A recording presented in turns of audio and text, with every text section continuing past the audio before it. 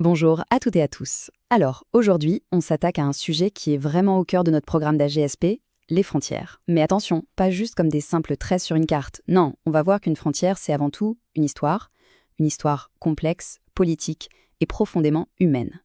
Et pour bien comprendre ça, on va se plonger dans un cas d'étude absolument fascinant, celui de la frontière entre l'Allemagne et la Pologne. Pour commencer, cette citation de l'écrivain Paul Valéry, elle est juste parfaite. Elle nous rappelle quelque chose d'essentiel. Une frontière, ça n'a rien de naturel, c'est une construction. Une construction historique qui est le résultat de rapports de force, de guerres, de longues négociations. Une simple ligne en apparence, mais qui peut bouleverser des millions de vies. Et voilà la question qui va nous servir de fil rouge. Comment une frontière, qui a été imposée par la défaite militaire la plus totale, peut-elle devenir, en à peine 50 ans, un véritable symbole de coopération et de paix? C'est tout l'enjeu, toute la complexité de l'histoire de cette frontière germano-polonaise.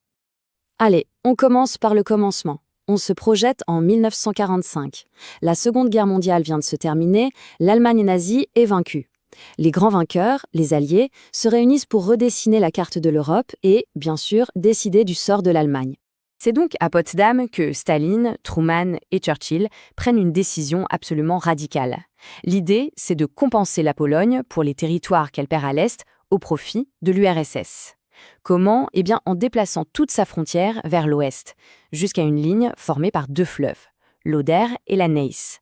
Pour l'Allemagne, la conséquence est énorme. Elle perd près d'un quart de son territoire de 1937. Ce qui est fondamental de comprendre ici, c'est le drame humain qui se cache derrière cette décision politique. Ce nouveau tracé, il ne déplace pas qu'une ligne sur une carte. Il provoque l'expulsion, la Vertreibung en allemand, de millions de civils allemands, des gens qui vivaient dans ces régions depuis des siècles. C'est un traumatisme immense qui va marquer durablement la mémoire collective allemande. On avance maintenant dans le temps pour arriver à la période de la guerre froide. En 1949, l'Allemagne est coupée en deux États. Et cette frontière, la fameuse ligne Oder-Neisse, va devenir un enjeu politique majeur. Un véritable point de friction idéologique entre l'Allemagne de l'Ouest, la RFA, et l'Allemagne de l'Est, la RDA. Ça, c'est un point vraiment crucial. On a d'un côté la RDA, qui est sous influence soviétique. Elle reconnaît très vite cette frontière, dès 1950. Elle l'appelle même la frontière de la paix et de l'amitié. Mais de l'autre côté, on a la RFA, ancrée dans le bloc de l'Ouest, qui refuse catégoriquement. Pour elle, d'un point de vue juridique, seule une Allemagne unifiée pourra un jour signer un vrai traité de paix et fixer ses frontières définitives. Elle va même jusqu'à créer un ministère pour s'occuper des expulsés. On a donc deux visions qui s'opposent radicalement. Alors, pour justifier cette position, la RFA va développer un argument juridique très précis. C'est ce qu'on appelle l'identité du Reich. L'idée est assez simple à comprendre. L'État allemand, le Reich, n'a pas disparu en 1945. Juridiquement, il continue d'exister, mais dans ses frontières d'avant-guerre, celles de 1937. Donc, de ce point de vue, la ligne Oder-Neisse est vue comme une amputation illégitime du territoire national. Mais à partir des années 60, les choses commencent à changer. Une autre vision émerge, portée par une nouvelle génération. On parle alors d'identité de l'Holocauste. Et là, l'argument change complètement. Il n'est plus juridique, il devient moral. Cette nouvelle vision dit que la perte de ces territoires, c'est une conséquence, bien sûr douloureuse, mais juste des crimes abominables commis par l'Allemagne nazie. Accepter cette frontière devient un devoir de mémoire, une étape indispensable pour se réconcilier avec le passé et avec les victimes, en particulier avec le peuple polonais. Et c'est finalement cette deuxième vision qui va l'emporter. Et elle va l'emporter grâce à un homme et à sa politique. L'homme, c'est le chancelier Willy Brandt. Et sa politique, c'est l'Ostpolitik, la fameuse politique d'ouverture vers l'Est. En 1969, quand Willy Brandt arrive au pouvoir, il décide de rompre avec des décennies d'intransigeance. Le point culminant de cette politique, c'est en 1970. D'abord, il signe le traité de Varsovie, dans lequel la RFA reconnaît de facto la ligne Oder-Neisse.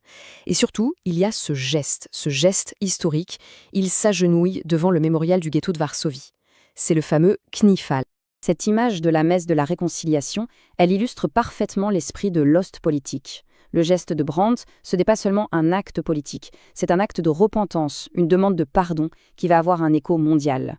Ça montre que pour la RFA, la réconciliation morale est devenue plus importante que la revendication territoriale. Tout ce processus va finalement aboutir en 1990, juste après la chute du mur de Berlin et la réunification de l'Allemagne. L'Allemagne, enfin unifiée, signe alors un traité frontalier définitif avec la Pologne. Et regardez la clarté de cet article 3. Il n'y a plus aucune place pour le doute, plus aucune ambiguïté. C'est la reconnaissance juridique finale. Le débat est clos. Alors, attention, petit point méthode super important pour le bac. Face à un document comme ce traité, il faut avoir des réflexes. On applique toujours les 4 étapes. D'abord, on présente. C'est un traité international entre l'Allemagne et la Pologne, daté de 1990. Ensuite, on contextualise. Ça se passe juste après la réunification allemande, c'est crucial. Puis, on analyse. Les mots « aucune revendication territoriale » et « à l'avenir » sont décisifs. Ils soldent 45 ans de débat. Et enfin, on conclut. Ce document marque la fin d'un long conflit et il ouvre la voie à une nouvelle ère, celle de la coopération. On passe maintenant à la dernière étape de notre histoire. Comment cette ancienne ligne de fracture est-elle devenue une zone de coopération super active? Bon, comme on vient de le voir, le traité de 1990, signé juste après la réunification, il clôture une bonne fois pour toutes le chapitre juridique qui était resté en suspens depuis la fin de la guerre.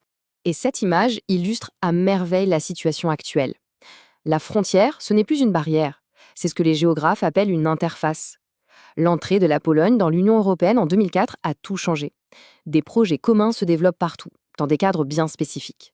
Le concept clé à retenir ici, c'est celui d'Eurorégion. C'est un outil de l'Union européenne qui vise à gommer les frontières dans la vie de tous les jours. On va encourager les échanges économiques, culturels, éducatifs. La frontière n'est plus ce qui sépare, mais ce autour de quoi on peut construire un avenir commun. Allez, pour finir, on fait une petite synthèse pour bien fixer les idées en vue du bac. C'est le moment de prendre quelques notes, c'est important. Voilà les 4 notions qu'il faut absolument maîtriser. Frontière, hausse politique, réconciliation et vertribunnet. Ces mots-là, ils doivent absolument figurer dans une copie sur ce sujet. Et puis, les 4 dates clés à mémoriser. 1945, la création de la frontière. 1970, le grand tournant politique. 1990, la confirmation juridique. Et 2004, le dépassement dans le cadre européen. C'est la chronologie parfaite de notre histoire. Pour finir, quelques conseils.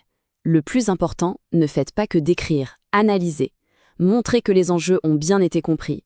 Utilisez l'opposition entre les 2 identités, identité du Reich et identité de l'Holocauste, c'est une super manière de construire une argumentation solide. Et surtout, l'erreur à ne jamais commettre, c'est de voir cette frontière comme un truc figé. Tout ce qu'on a vu montre au contraire que c'est un objet en constante évolution. Et je vous laisse avec cette question pour réfléchir. Est-ce que l'histoire de la frontière germano-polonaise peut servir de modèle?